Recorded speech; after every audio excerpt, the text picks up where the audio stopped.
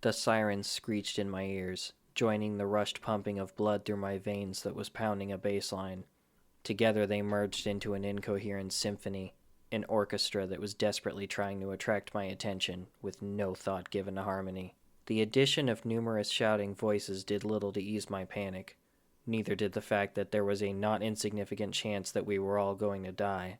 It was shocking how quickly procedure fell apart in a crisis, even when everyone was doing their best to follow it. A sizable chunk of Harmonia Orbital Station had become compromised when the space debris had struck the station hard enough to rotate it. Now, despite all our combined intellect and experience, we were floundering. It probably didn't do us any favors that the chain of command had been thoroughly torn apart when several of us had died during the initial incident. As an engineer, part of my job was fixing problems like this, but it had quickly become apparent that there was no fixing Harmonia. Our options were to escape or perish. We chose escape, and therein laid the problem. With so much of Harmonia now inaccessible, too many people were crammed into narrow hallways, all shouting or screaming, a cacophony of voices accompanied by the shrieking alarms as some tried to establish order and others gave in to blind panic. I had started as the former, but quickly devolved into the latter. I think most of us did. I struggled through a sea of squirming bodies, trying to make it to the escape vessels. There were supposed to be enough to ferry every crew member down to Mars in an emergency. Yet even with many of us dead, it didn't feel like this was the case within the mass of frenzied and fearful people. With every step, I felt the crush of bodies around me tightening. It was less like I was moving of my own will and more like I was being roughly shunted along by the tide. I saw people fall. I heard the sound of human bodies being trampled under the surging wave of other space station denizens. I didn't see any of them get up. As the crowd constricted around me, the heat rising to a fever pitch to match those ever-present sirens, everything went dark. There was only the pressure of the people being pressed into me, the heat of the crunch, and the unbelievable noise. Whoever said nobody could hear screaming in space was a liar. I woke up, the screaming and shrieking of alarm systems gone. The heat of the pulsing crowd was entirely absent. It was quiet except for the sound of Wilson's labored breathing through his oxygen mask. It was cold, the life support systems in the pod designed for keeping things survivable, not comfortable.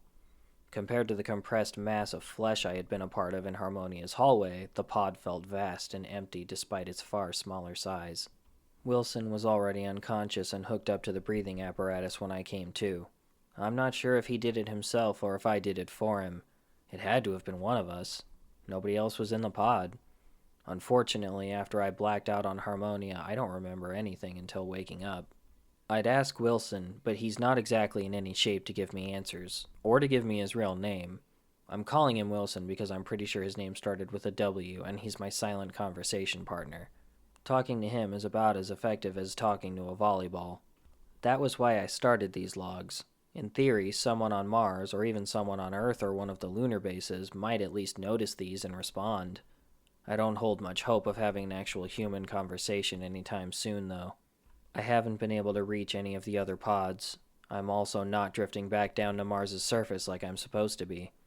None of us had considered it at the time, but the rotation of the station meant that none of the escape vessels were pointing at Mars anymore. As it turns out, the initial force of detachment, while pointed away, was just enough to make sure we didn't get caught by Mars's gravity. Truth be told, I have no idea where I'm heading right now. I just know that I don't have the food or oxygen to still be alive when I get to wherever that is. I actually envy Wilson. He's got no idea what an unpleasant few weeks are ahead. I disconnected Wilson's oxygen. He's as good as dead anyway. Now that spare oxygen can feed back into the pod's own pumps. I'm probably as good as dead too, really.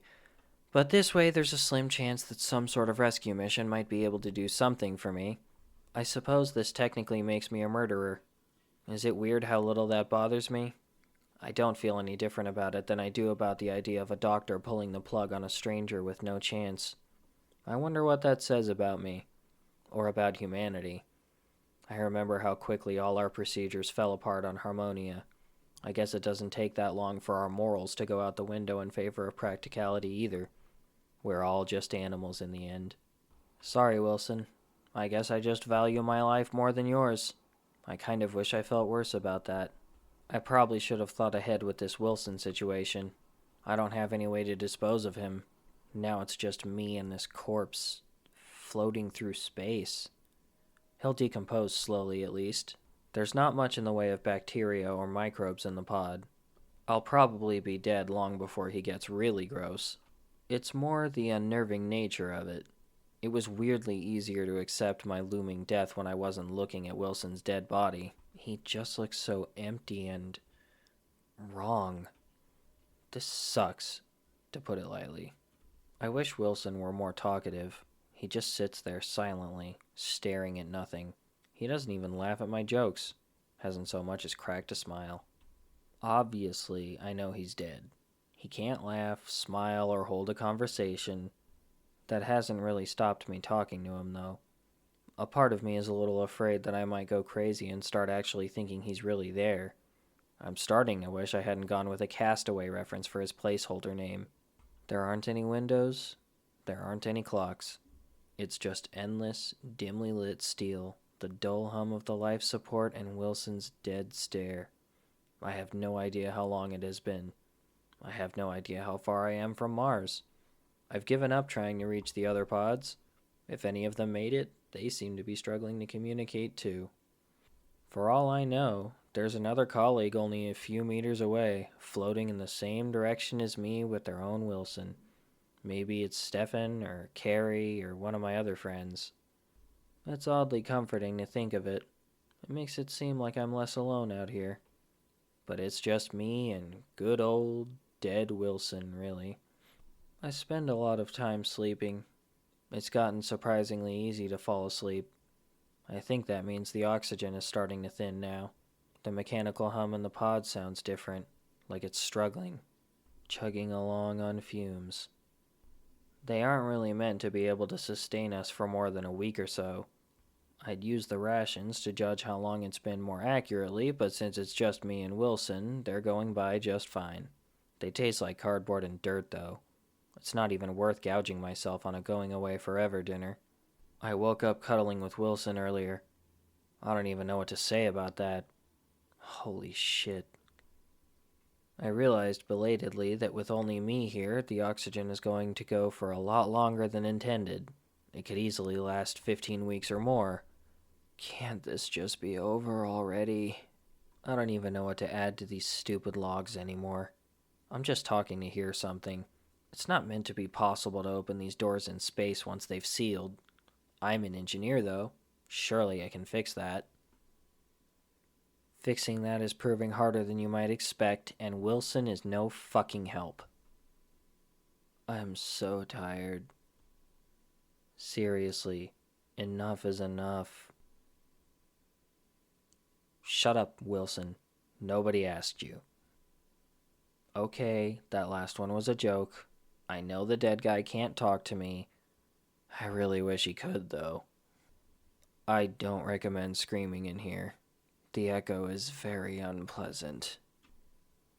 My waking and sleeping hours are starting to blur together. This might finally be over soon. I wonder what the aliens who crack open this can will think of me and Wilson all snuggled up and dead when we eventually crash into some rock a few thousand years from now. There's a low oxygen warning light. What is the point of that besides making people freak out? Well, it's a sign of relief for me. I wonder how long that stupid thing has been flickering without me noticing. Say good night to Wilson, everybody.